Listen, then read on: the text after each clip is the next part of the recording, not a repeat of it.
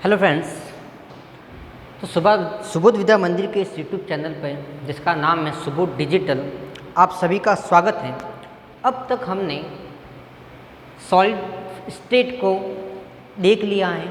अब हम आज एक नया टॉपिक स्टार्ट करेंगे जिसका नाम है केमिकल काइनेटिक्स, रासायनिक बल गतिकी।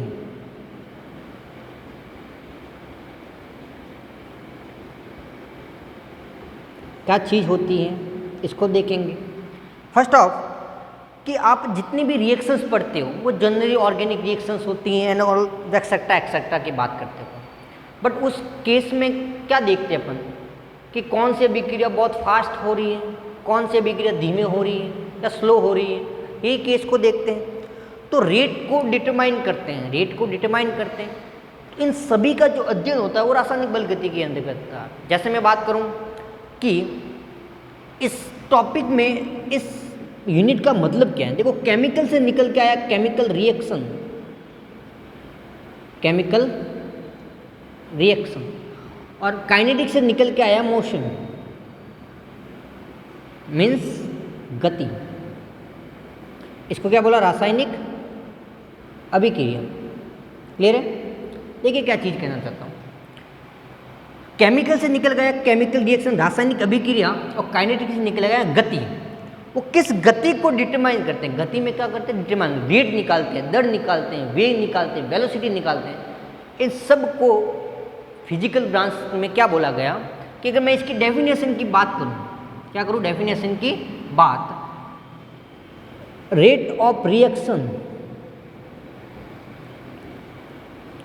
मैकेनिज्म बताता हूँ क्या चीज़ होती है, सुन लीजिए एक बार। Factor, branch of physical chemistry which determine rate of reaction, mechanism and factor affecting of rate. मतलब क्या कहना चाहता हूँ कि भौतिक रसायन की वह शाखा जिसके अंतर्गत क्रिया विधि, अभिक्रिया की दर तथा उसे प्रभावित करने वाले कारकों का अध्ययन किया जाता है, रासायनिक बल गतिकी कहलाती है। तो दो चीज़ें होती होगी गति में, दो चीज़ें होगी, या तो स्लो होगा या क्या होगा? फास्ट होगा। जनरली आप एग्जांपल देख सकते हो, स्लो का लोहे में जंग लगना बहुत टाइम लगता है, बहुत धीरे से, या क्या बोल सकते हो? रस्ट इन आयरन। ओके। फास्ट की बात करूं तो एक लैब वर्क है जिसमें क्या होता है, बेरियम क्लोराइड एक वाइट कलर का कंपाउंड होता है जिसमें अगर आप H2SO4 मिलाते हो तो आपको बेरियम सल्फाइड मिलता है। ये जो वाइट कलर की पीपीटी होती है, वाइट कलर का अवक्षेप होता है। क्या होता है? वाइट कलर का अवक्षेप। तो ये जो अभिक्रिया होती है बहुत जल्दी होती है। जैसे आपने H2SO4 मिल्क ऐड किया, पीपीटी बनना स्टार्ट हो जाता है। तो उनकी जो माइनस के अंदर बहुत ही कम टाइम, सेकंड का जो रेशियो होता है बहुत कम होता है, टाइम का जो रेशियो होता है। यही एक इसका जो स्मॉल समरी कहे तो यही है। इसका अपन फर्दर डिटरमाइन करेंगे कि कौन सी ऑर्डर होता है, मॉलिक्यूलिटी क्या होती है, रेट कैसे निकालते हैं, उसमें कौन कौन से कारक प्रभावित करते हैं, इन सब का अपन ब्रीफ से समझेंगे। ओके। अब बात करते हैं अपने टॉपिक पर।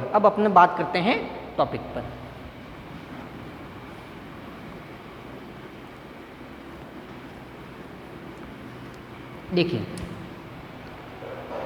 क्या होता है। सबसे पहले अपन रिएक्शन की बात करते हैं। अपन कोई भी अभिक्रिया की बात करूं तो क्या होनी चाहिए? स्पॉन्टेनियस होनी चाहिए। पहली बात तो क्या होनी चाहिए? स्पॉन्टेनियस, स्वतः अभिक्रिया होनी चाहिए। ऐसा नहीं कि अभिक्रिया तो करवा रहे हो पर आपका कोई बेनिफिट हो ही नहीं रहा है, तो वह अभिक्रिया करेंगे जिसमें आपको कम से कम ऊर्जा खर्च करनी पड़े। तो क्या कंडीशन थी? इसको समझने के लिए थर्मोडायनेमिक की इक्वेशन थी, ऊष्मागतिकी की। Delta G equal to delta H minus T delta S। यहाँ पे G मेरा क्या है? Gibbs free energy.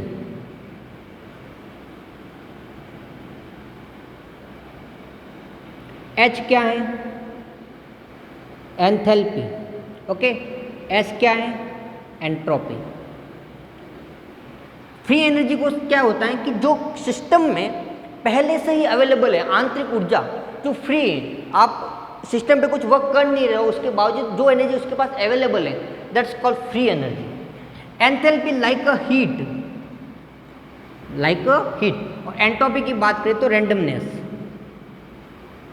यादृच्छिकता कि उसका कितना फैलाव है या जितना घूम सकता है, वो जाकर एंट्रोपी कहलाते हैं। रैंडमनेस कितना है।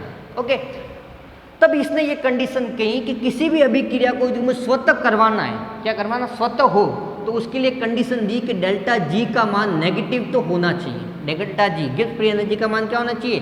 नेगेटिव। और एंट्रोपी का मान क्या होना चाहिए? पॉजिटिव।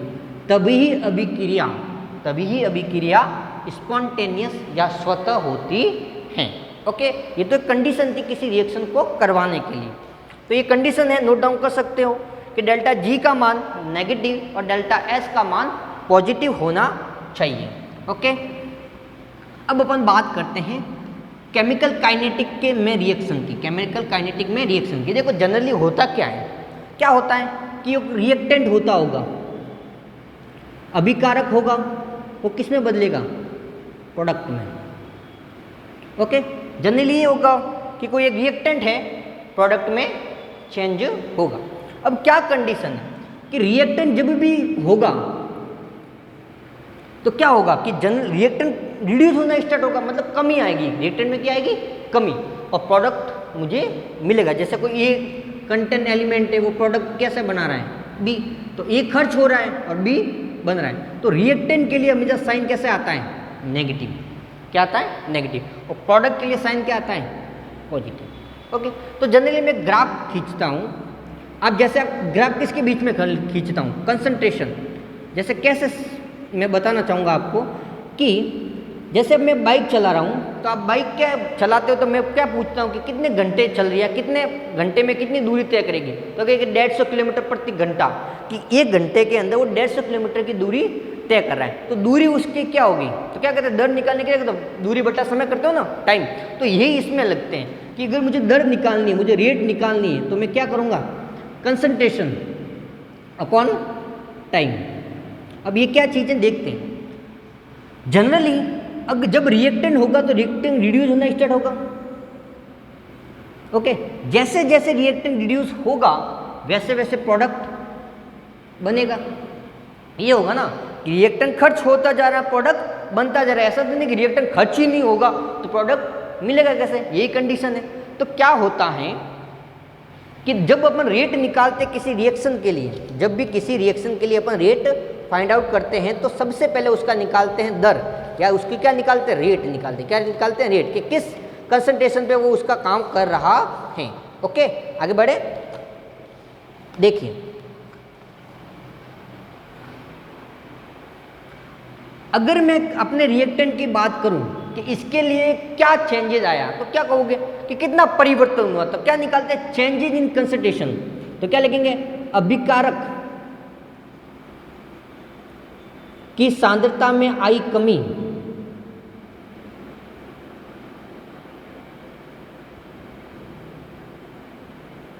अपॉन कमी में लगा समय।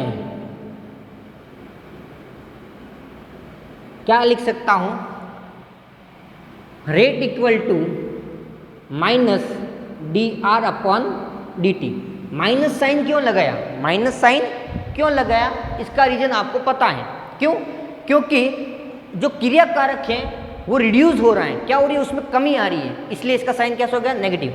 अब अगर मैं प्रोडक्ट के केस में बात करूंगा तो क्या लिखूंगा? उत्पाद की सांद्रता अपन समय, या बोल सकता हूं कि उत्पाद बनने में लगा समय, या उत्पाद की सांद्रता, कितना उत्पाद बना, तो क्या लिखूंगा? डीपी बाय डीटी, डिफरेंशियल अवकलन के रूप में। लेकिन साइन कैसा आएगा? पॉजिटिव, क्योंकि उत्पाद मुझे मिल रहा है, यही कंडीशन होती है। ओके, अगर मैं जनरल रेट की बात करूं तो क्या हो सकता है?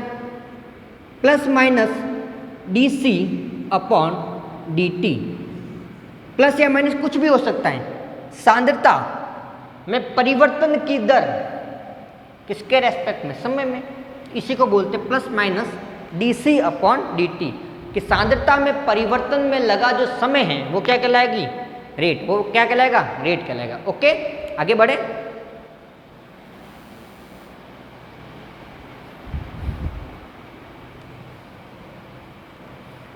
देखिए जनरली आपने बहुत सारी रिएक्शंस पढ़ी होगी, वो सभी रिएक्शन का अपन अध्ययन नॉर्मली करेंगे, एक साथ करेंगे, स्टोइकियोमेट्री निकालेंगे ऑल। बट उससे पहले मैं कुछ चीज़ें बताना चाहता हूँ, वो देखिए। जैसे मैं ग्राफ खींचता हूँ, किसके मध्य, किसके मध्य, कंसंट्रेशन के मध्य और टाइम के मध्य। एक ग्राफ कुछ इस प्रकार से आ रहा है, एक्सपोनेंशियली डिक्रीज हो रहा है, एक्सपोनेंशियली घटता हुआ।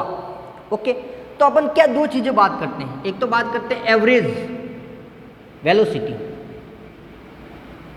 ओके, एक बात करते हैं इंस्टेंटेनियस वेलोसिटी, मीन्स औसत वेग और तात्क्षणिक वेग। क्या होता है, देखिए औसत वेग को बोले तो किसी दो पॉइंट्स के मध्य का जो वेग निकालना, एवरेज निकालना मुझे, कि दो चीज़ें मैंने दे दी कि ए और बी है, इसका कितना होगा, तो क्या करोगे, ए प्लस बी का डिवाइड बाय 2, या जो समय लगा वो। एवरेज में ऐसा नहीं होता है, मैं बोलूँगा किसी एक पॉइंट पे आप मुझे बताओ कि यहाँ से यहाँ मैं जा रहा हूँ, ये पॉइंट है, इस पर आप बताओ कि वेग क्या होगा, उसको बोलते हैं तात्क्षणिक वेग। औसत वेग निकालने के लिए, जैसे मान लो ये मेरा कोई C1 है, इस पर मुझे कितना समय लग रहा है, T1, ओके, एक पॉइंट C2 और है, इस पर मुझे कितना समय लग रहा है, T2। तब मुझे बोला है कि इसकी वेलोसिटी या रेट बोल सकते हो आप उसको, क्या होगी, वेग दर, बात है कि, तो क्या लिखूंगा, C2 minus C1 upon T2 minus T1, ये होता है औसत वेग। मतलब इनका परिवर्तन बट्टा समय का परिवर्तन, टाइम का चेंजेस और कंसंट्रेशन का चेंज। लेकिन तात्क्षणिक वेग मतलब किसी पॉइंट P पर, किसी पॉइंट P पे, अगर मुझे किसी पॉइंट P पे अगर बात की गई है तो मैं क्या लेता हूँ, स्लोप लेता हूँ, क्या लेता हूँ, स्लोप। और स्लोप जब भी लेते हैं तो क्या वैल्यू लेते हैं, tan थीटा। वही tan थीटा की बात करें तो बेस अपॉन विकर्ण या डायगोनल की बात करें तो यही रहता है कि tan theta equal to C2 minus C1 upon T2 minus T1। किसी एक एंगल पे कंसिडर करेंगे, किसी एक एंगल पे कंसिडर करके इसका वेग निकालते, इसलिए इसको बोलते हैं तात्क्षणिक वेग। ओके, क्लियर है, आगे बढ़े।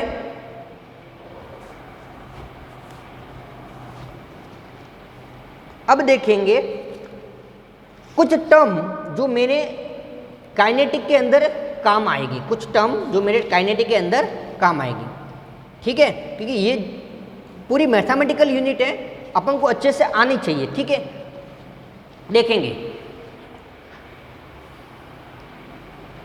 जैसे मैं कुछ आपको वैल्यू लिखवाऊंगा कि ये वैल्यू, वैसे मैथ वालों को नॉर्मली ये सब आते हैं, बट फिर भी कि कुछ चीज़ें जो आपके नॉर्मली यहाँ पे काम आएगी उसको अपन नोट डाउन कर लेते हैं ताकि बाद में दिक्कत ना आए कि ये कहाँ से आया।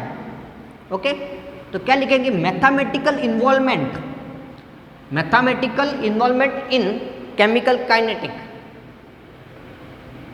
Mathematical involvement in kinetics. देखिए क्या चीज़ है, log base of e, log base of e, यह आपके ln के बराबर होता है, किसके बराबर होता है, ln के, और ln 2.303 लॉग बेस ऑफ 10 के इक्वल होता है। क्लियर है। नेक्स्ट बात करें 1 अपॉन लॉग, यह होता है बेस ऑफ 10, ये होता है एंटी लॉग के इक्वल, किसके इक्वल, एंटी लॉग के इक्वल। ओके, जो 1 अपॉन ln होता है, 1 अपॉन ln, ये होता है e exponential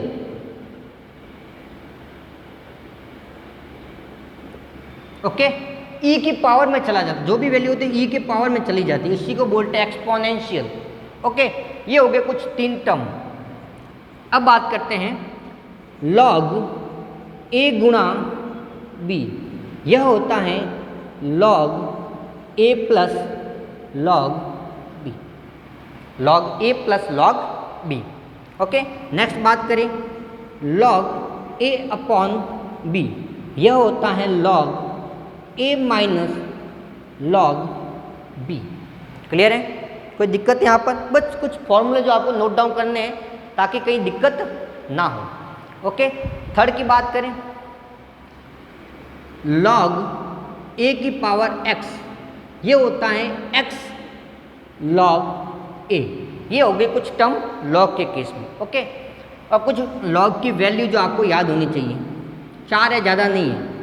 log second, log 2 की वैल्यू 0.3010, log 3 इसकी वैल्यू कितनी होती है 0.4771। नेक्स्ट log 4 की वैल्यू मुझे पता करने की जरूरत नहीं है, log 5 इसकी वैल्यू होती है 0.6990। Okay, am I right? Next log 7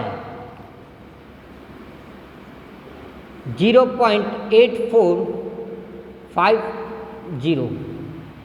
okay, ये होती है log की वैल्यू, log 2 की, log 3 की, log 5 की, log 7 की। ओके, आप इसकी शॉट ले सकते हो आसानी से ताकि आपको बाद में तकलीफ ना हो।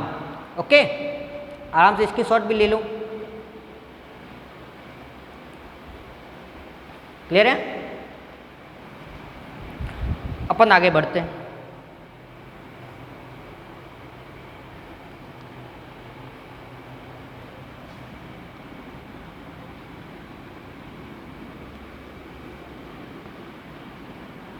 और कुछ 2 फॉर्मूले इंटीग्रेशन के हैं, समाकलन के, जो आपको डायरेक्ट याद करने हैं। मैथमेटिकल वाले निकाल लेंगे, अपना कोई इश्यू नहीं, बायो वाले थोड़ा शॉर्ट में काम कर लेंगे। कि अगर मैं समाकलन करूं इंटीग्रेशन dx का, वो किसके बराबर होता है? सिर्फ और सिर्फ x के बराबर। किसके बराबर? x के बराबर। Okay, integration of dx upon a minus x, यह होता है -ln a माइनस x के बराबर। ओके, क्लियर है?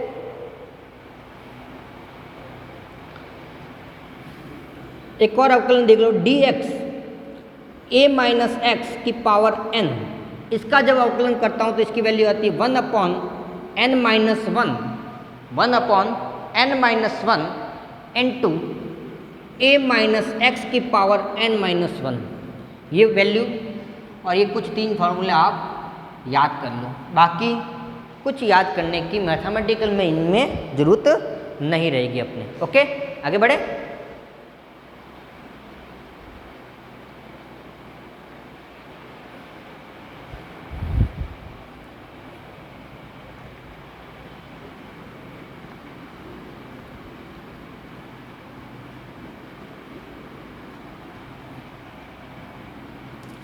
अब अपन बात करेंगे rate of reaction and stoichiometry. Rate of reaction and stoichiometry, देखिए क्या चीज़ है। मतलब कहना चाहता है कि अभिक्रिया का जो वेग होता है वो किस प्रकार लिखा जाता है, अभिक्रिया का वेग किस प्रकार लिखा जाएगा। ओके, आगे बात करें। सॉरी, थोड़ा कैमरा डिस्टर्ब हो गया, सॉरी अबाउट दैट। ओके,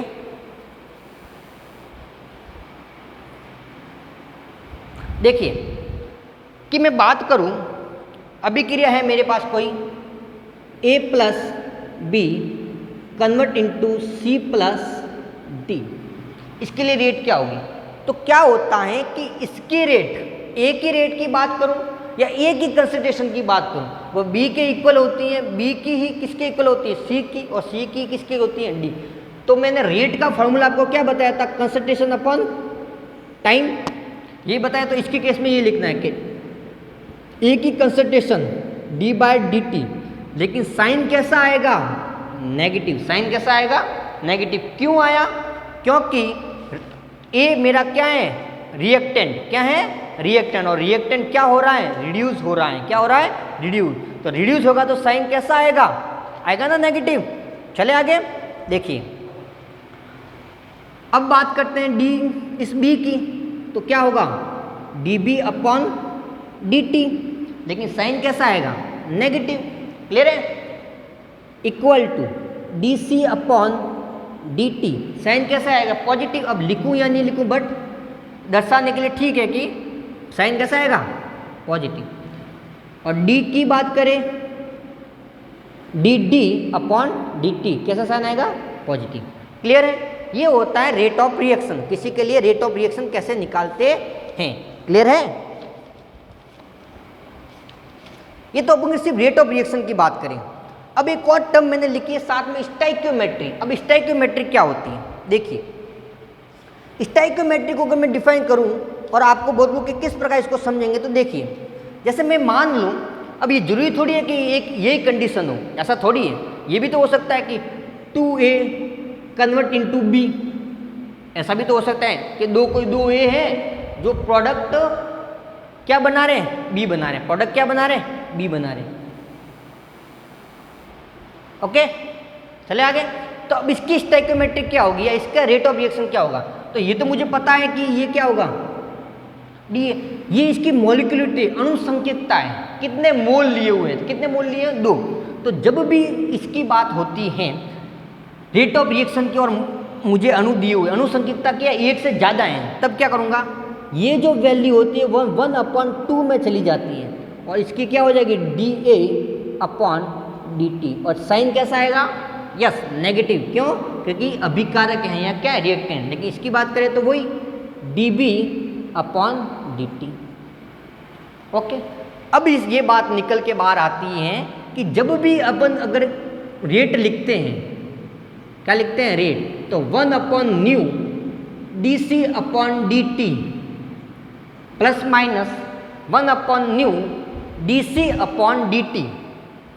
क्या चीज़ है ये? न्यू क्या है? ये है मेरी स्टोइकियोमेट्री। ये है मेरी स्टोइकियोमेट्री। मतलब जो वैल्यू या जो मोल मेरा लिया हुआ है रिएक्शंस के अंदर, यही कंसीडर होता है न्यू के फॉर्म में। इसी को बोलते हैं स्टोइकियोमेट्री। इसी को क्या बोलते हैं? स्टोइकियोमेट्री। क्लियर है? आगे बढ़े। तो अब मैं जैसे आपको क्वेश्चन लिखता हूं और आपको मुझे बतानी है कि इसकी रेट आप किस प्रकार लिखोगे, उसका रेट ऑफ रिएक्शन आप किस प्रकार लिखोगे। तो देखिए, मैं आपको रेट लिखने के लिए बोल रहा हूँ, रेट ऑफ रिएक्शन आपको लिखना है, तो आप कैसे लिखोगे? देखिए, जैसे मैंने लिखा 2a plus b convert into 3c। अब आपको बताना है कि इसका रेट ऑफ रिएक्शन में कैसे लिखूंगा। तो इसकी स्टोइकियोमेट्री पहले तो मुझे बताऊं, इसकी कितनी है? 2। इसकी कितनी है? 1। इसकी कितनी है? 3। अब मुझे रेट ऑफ रिएक्शन लिखना है, क्या लिखूंगा? 1/न्यू, मतलब इसकी वैल्यू कितनी आ जाएगी? 2 upon d a upon d t. Sign कैसा आएगा? नेगेटिव। यस, क्यों? क्योंकि रिएक्टेंट रिड्यूस हो रहा है, बराबर d b upon d t. अब देख लो, 1/1 में लिखूं या नहीं लिखूं, क्या फर्क पड़ता है? तो फर्क भी नहीं पड़ रहा है, तो छोड़ दो, कोई जरूरी नहीं है। और साइन कैसा आएगा? Negative. Equal to 1/3 d c upon d t.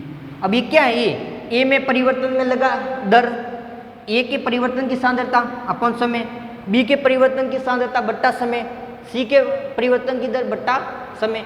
Okay, ये मेरी रेट ऑफ रिएक्शन निकालने का तरीका हो गया। क्लियर है? आगे बढ़े। देखिए, अब एक क्वेश्चन करते हैं जिसमें आपको मैं बताता हूं कि आपको रेट ऑफ रिएक्शन दिया हुआ है और कुछ आंसर निकालना है। तो सुनिए कैसे करेंगे। क्या क्वेश्चन है? देखिए, मैं क्वेश्चन को पुट आउट करता हूं ताकि आपको स्टोइकियोमेट्री और रेट ऑफ रिएक्शन का जो रिलेशन है वो अच्छे से कवर हो जाए, अच्छे से कवर हो जाए। देखिए, फॉर अ रिएक्शन क्या रिएक्शन दिया हुआ है? 2a plus b convert into 3c।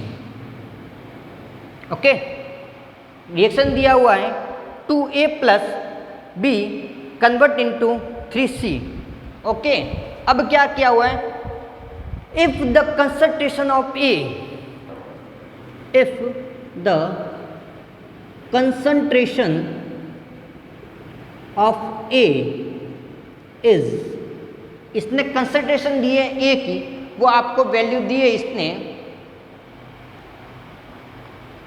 Concentration of A change हो रही है फ्रॉम 4m टू 1m, 4 मोल से 1m, मोलिटी बता रहा है कि 4m से कितना चेंज हो रही है, 1m की, और वो चेंज हो रही है। ओके, क्लियर है।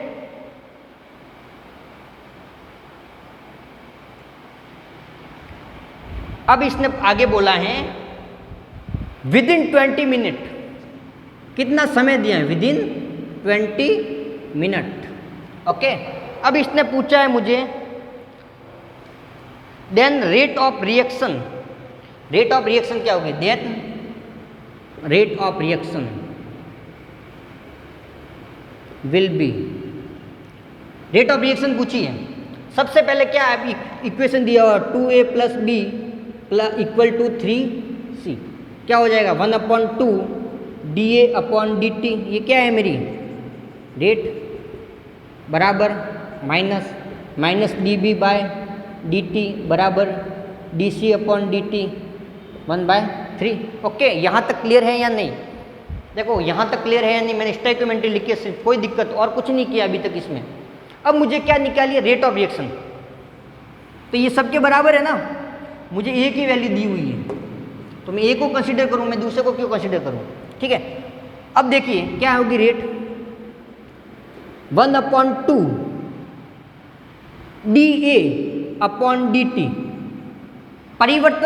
परिवर्तन पूछा है, कितना दिया हुआ है 4m to 1m, 1/2 is equal to 4 - 1, और समय कितना दिया हुआ है 20 मिनट। और रही बात यह कि जब भी वैल्यू टाइम की रखते हैं तो किस में रखते हैं, सेकंड में, तो 40 इंटू किससे गुणा करवा दूंगा, 60 से, 40 इंटू कितना हो जाएगा 60 या 60। अब ये मेरी वैल्यू किस में आ जाएगी, मिनट में, सॉरी सेकंड में, कितनी होगी 3/2 इंटू 40 इंटू 60, जो भी आएगा बहुत अच्छा आएगा। तो रेट कितनी आ गई मेरी निकल के, 3/2 इंटू 40 इंटू 60, कर लो, जो भी आएगा आपका आंसर निकल जाएगा। क्लियर है, चले आगे, क्वेश्चन समझ में आया, देख लो एक बार वापस से।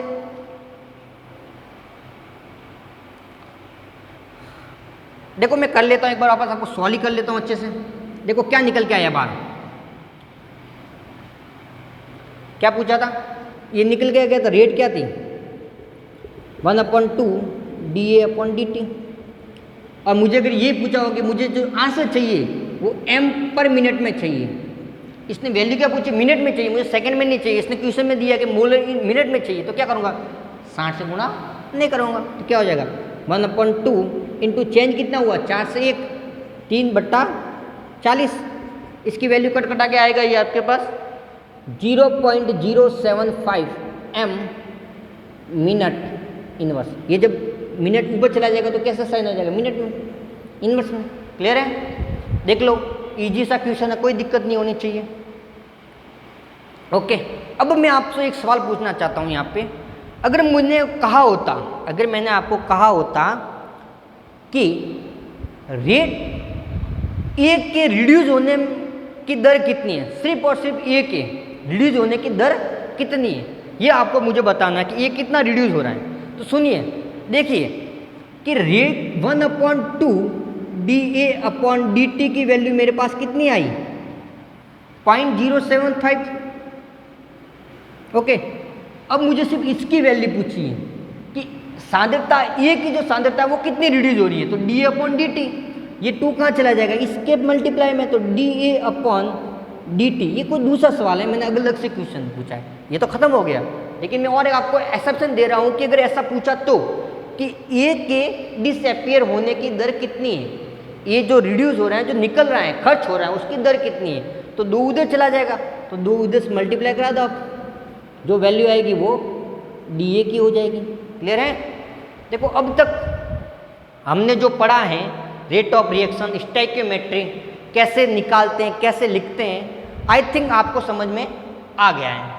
ओके, आगे बढ़े तो एक और क्वेश्चन करते हैं, इसके बाद ख़त्म करेंगे इसको, ताकि एकदम पूरी तरह से क्लियर हो जाए कि रेट ऑफ रिएक्शन कभी भी मैं पूछूं तो आपको निकालनी आनी चाहिए। देखिए एक अभिक्रिया बना लेते हैं अभी।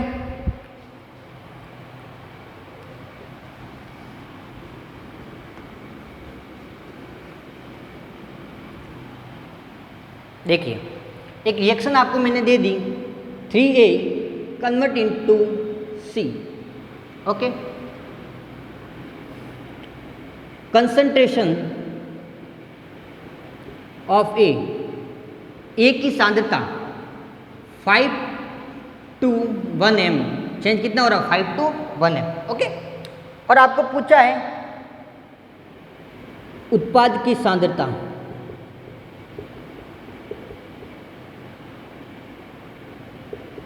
उत्पाद की सांद्रता क्या होगी? तो देखिए बहुत इजी है, और ये कितने समय में हो रही है? Within 20 second, within 20 second. देखिए क्या लिखूंगा, 1/3 dA अपॉन dt बराबर dC अपॉन dt। नेगेटिव में साइन आएगा, इसका तो कोई इश्यू नहीं है। अब मुझे ये निकालना है उत्पाद की सांद्रता dC अपॉन dt। सांद्रता ना कहे कि इसको बोलेंगे उत्पाद की दर ज्ञात कीजिए, उत्पाद की क्या कीजिए, दर ज्ञात कीजिए। तो 1/3 माइनस 5 से 1, 5 माइनस 1 कितना हो गया 4 अपॉन 20, 5 कितना हो गया 1/15 m पर सेकेंड। ओके, तो उत्पाद की सांद्रता कितनी निकल के आएगी 1/15। क्लियर है? देखो बहुत इजी से क्वेश्चन है, सिर्फ स्टोइकियोमेट्री को बराबर कर लो, आपका आसानी से सारे क्वेश्चन के आंसर निकल जाएंगे। ओके, आगे बढ़े? ठीक है, आगे बढ़ते फिर टॉपिक की ओर, नेक्स्ट टॉपिक की ओर। अब आपकी एक दो टर्म निकल के बाहर आती हैं।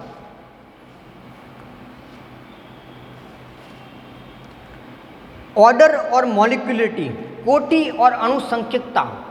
कोटि और अनुसंख्यकता क्या चीज होती है? देखिए कोटि और अनुसंख्यकता,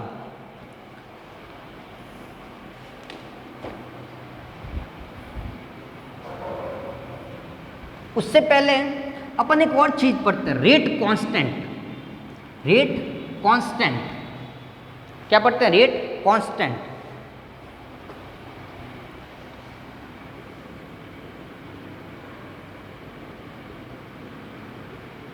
रेट कांस्टेंट या इसको बोलेंगे rate of reaction and rate of reaction. Rate of reaction तो हमने जस्ट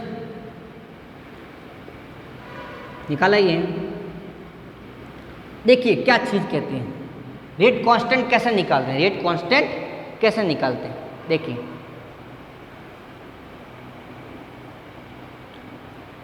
जैसे कोई अभिक्रिया है A convert into B, A convert into B। Okay, rate constant की बात करें तो एक डिटरमाइनिंग स्टेप है कि कितना कांस्टेंट है, ये अभिकारक किस कांस्टेंट पे काम कर रहा है, उसी को बोलते हैं रेट कांस्टेंट। क्या बोलेंगे? Rate constant. कैसे निकालते हैं ये देखिए, कैसे निकालते हैं या किस प्रकार इसको शो करते हैं वो अपन इससे देखेंगे। देखिए अगर मैं जनरली बात करूं इस अभिक्रिया के लिए, किसी एक अभिक्रिया के लिए, तो उसके लिए रेट ऑफ रिएक्शन क्या होगी? देखिए कि ये जो सांद्रता है, मैं इसकी प्रोडक्ट की बात करूं dx अपॉन dt मान लेता हूं, उत्पाद की सांद्रता वो हमेशा रिएक्टेंट के सांद्रता के समानुपाती होती है। रिएक्टेंट की सांद्रता के समानुपाती, मतलब ए के समानुपाती होते हैं। dx अपॉन dt समानुपाती ए, और जब समानुपाती का स्थान हटा देते हैं तो dx upon dt equal to k into a. इस k को बोलते हैं रेट कांस्टेंट। Rate constant. और इसी प्रकार किसी भी अभिक्रिया में रेट कांस्टेंट निकाल सकते हैं। क्लियर है? इसी को बोलते हैं, इस k को क्या बोलते हैं? इस k को क्या बोलेंगे? Rate constant. समझ में आ गया? तो किसी भी अभिक्रिया के लिए जो उत्पाद की दर होती है या जो अभिक्रिया का वेग होता है या अभिक्रिया की जो दर होती है वो क्रियाकारक के साथ क्रियाकारक की सांद्रता के समानुपाती होते हैं। सभी क्रियाकारक की सांद्रता के समानुपाती। जैसे मैं बात करता हूं, एक और अभिक्रिया में लेता हूं,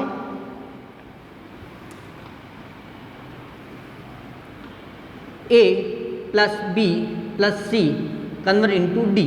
तो अब इसके लिए जो अभिक्रिया की दर होगी वो किसके समानुपाती है? D x upon d t equal to, या समानुपाती लगा दो आप, A गुणा B गुणा C। जब भी कंसंट्रेशन को लिखते हैं तो कैपिटल ब्रैकेट में, बड़ा वाला ब्रैकेट, उसके अंदर नोट डाउन करते हैं। जब इसको साइन हटा देंगे तो क्या निकलेगा? D x upon d t equal to k A गुणा B गुणा C। इस प्रकार अपन रेट कांस्टेंट को निकाल सकते हैं। ओके, ये तो जब बात होगी जब मेरी किसी भी अभिक्रिया के लिए अणुसंकेतता क्या होती है, कोटि भी क्या होती है, मैं बताता हूँ आपको। अब जैसे कितने अणु है इसके पास? एक। इसके पास कितना है? एक। इसके पास कितना है? एक। इस मॉलिक्यूलर को कितने मोल है? इसको मॉलिक्यूलरिटी बोलते हैं। क्या बोलते हैं? मॉलिक्यूलरिटी। अणुसंकेतता क्या बोलते हैं? अणुसंकेतता। अणुओं की संख्या, अणुओं की संख्या 1 2 3। ठीक है, कितने अणु हैं? कितने अणु यूजली? 1 2 और 3। इसको बोलते हैं अणुसंकेतता। अब देखिए, जब भी अणुसंकेतता होती है और जब रेट ऑफ रिएक्शन लिखते हैं, जो इसकी अणुसंकेतता है सांद्रता के अंदर घात में चली जाती है। तो इसका पावर कितनी होगी? 1। बी की पावर कितनी होगी? 1। सी की पावर कितनी होगी? 1। तो कोटि क्या होती है? अभिकारक के सांद्रताओं का n, क्या इसको n से डिफाइन करते हैं? सांद्रताओं के वर्ग का योग। 1 + 1 + 1 कितने हो गए? 3। तो तृतीय कोटि की अभिक्रिया, कोटि की बात करें तो बहुत सी कोटि की, 0, फर्स्ट, सेकेंड, थर्ड, तो इस आधार पर कोटि निकालते हैं। ओके, लेकिन ये जरूरी थोड़ी है कि एक ही हो, कुछ दूसरा भी तो हो सकता है, कुछ दूसरा भी तो हो सकता है। मान लो कि मेरी जो अणुसंकेतता है वो कुछ और ही है, ये A x plus B y convert into C Z। अब इसके लिए मैं रेट ऑफ रिएक्शन निकलने क्या होगा? D x upon d T बराबर के, ये मेरा क्या हो गया? Rate constant. अब इसके लिए मैं क्या लिखूंगा? x की पावर में चला जाएगा गुणा y, इसकी पावर कितनी हो जाएगी? b। तो अभिकारकों की जो सांद्रता होती है उसके गुणनफल के समानुपाती होते हैं। रेट ऑफ रिएक्शन जब भी निकालते हैं वो उसके क्रियाकारक की सांद्रता के समानुपाती होता है। क्लियर है? चले आगे। अब अपन अणुसंकेतता और कोटि का कुछ डिफरेंशिएशन कर लेते हैं ताकि आपको क्लियर हो कि अणुसंकेतता और कोटि की बात करूं तो उसमें क्या क्या हो सकता है। ओके, रेट ऑफ रिएक्शन समझ में आ गई? किसी के लिए भी रेट ऑफ रिएक्शन निकाल सकते हो आप। अब सुनिए, अगर मैं मॉलिक्यूलरिटी और ऑर्डर में, कोटि में, अणुसंकेतता और कोटि में कुछ आपको बताऊं चीज़ें कि क्या क्या होती हैं, कैसे कैसे होती हैं। ओके, तो फर्स्ट इधर मैं मॉलिक्यूलरिटी लिख देता हूँ, अणुसंकेतता। ओके, एक और मैं लिख देता हूँ ऑर्डर, या इसको क्या बोलते हैं? कोटि। ओके, अब देखिए क्या चीज़ है।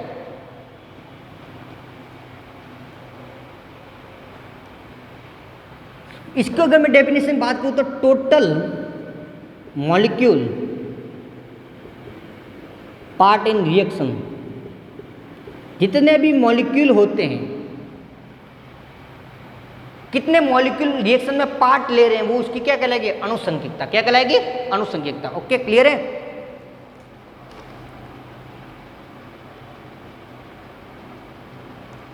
ऑर्डर की बात करूं तो वही मॉलिक्यूल, मतलब जो आरडीएस स्टेप। अब आरडीएस स्टेप क्या होता है ये सुनिए।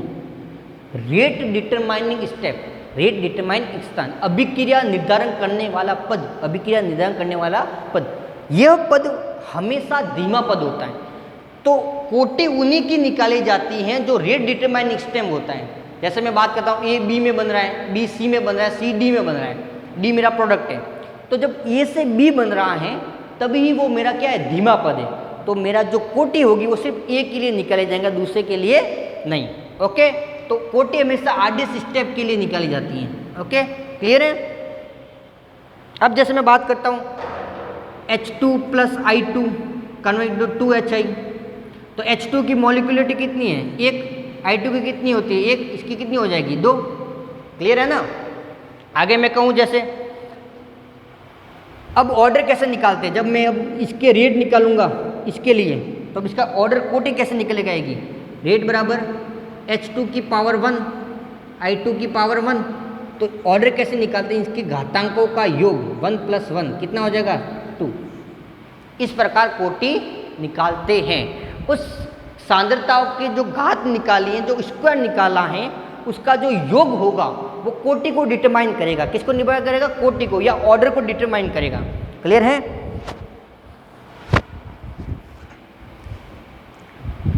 यह अनुसंख्यकता या मॉलिक्यूलरिटी की बात करें तो ये कभी भी 0, नेगेटिव या फ्रैक्शन, ये 2/3 1/3 ऐसा कभी भी 0, नेगेटिव या फ्रैक्शन नहीं हो सकती। 0 नेगेटिव या फ्रैक्शन नहीं हो सकती। ये 0 भी हो सकती है, फ्रैक्शन भी हो सकता है, नेगेटिव भी हो सकता है, कोई इश्यू नहीं है। तो मॉलिक्यूलरिटी की बात करें तो 0, फ्रैक्शन या नेगेटिव नहीं हो सकती मॉलिक्यूलरिटी। और ऑर्डर की बात करें तो ये 0, फ्रैक्शन एंड नेगेटिव भी हो सकती हैं। ओके, क्लियर है। अब चलते हैं अपने क्वेश्चन पर। समझ में आया अनुसंख्यकता और कोटि। तो देखो अब क्वेश्चन करेंगे तो एकदम क्लियर हो जाएगा। एक कोई अभिक्रिया है A + B convert into P, कोई रिएक्शन है और आपको बताना है order and molecularity. Option A order 2 कोटि 1, बी अनुसंख्यकता या मॉलिक्यूलरिटी 2 कोटि B 2, सी अनुसंख्यकता 1 कोटि 0, डी MNP मुझे नहीं पता। तो देखिए अनुसंख्यकता की बात करें तो इसके आगे कितना लिखा हुआ है, 1, बी के आगे कितना लिखा हुआ है, 1। तो अनुसंख्यकता कितनी होगी, 1 + 1 कितनी निकल के आएगी, 2। ओके, अब इसका रेट निकालते हैं। क्या होगी, A की पावर 1 और B की पावर 1। कोटि किसको बोलते हैं, घातांका को, ये स्क्वायर का जो योग होता है वो उसको, या एडिशन किया ऑफ स्क्वायर, क्या हो जाएगा, n बराबर 1 + 1 कितना हो गया, 2। तो देखिए कोटि भी कितनी आ रही है, 2, अनुसंख्यकता भी कितनी आ रही है, 2। आंसर क्या हो जाएगा, बी। क्लियर है। देखो कोई दिक्कत होनी नहीं चाहिए, बहुत इजी से क्वेश्चन बनते हैं इस पे। ओके, आगे चलें।